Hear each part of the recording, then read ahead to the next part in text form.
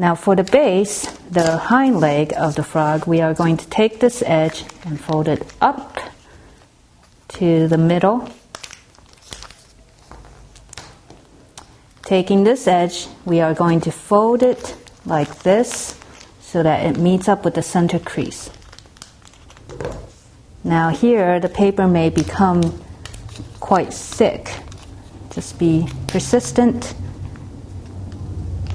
and fold that edge in. Fold this edge into the center as well.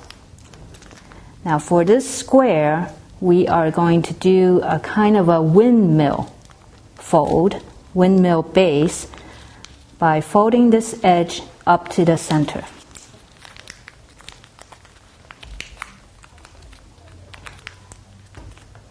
And folding this triangle back down to get a guiding crease for our windmill base. Fold this triangle down like this for our guiding crease. Open it back up this way, and taking these triangles that we just made, we are going to do a kind of a windmill base fold by pinching out these triangles and then flatten them down. Fold these triangles back down, fold them back down, and then fold them at an angle out. Fold this at an angle out.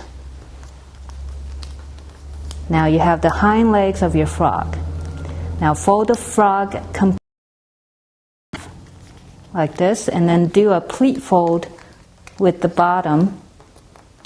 And here the paper will be thick, but that's what helps the frog jump. Fold it back down so that this edge is aligned with the bottom edge. And you have your completed frog. Turn it over and watch it jump.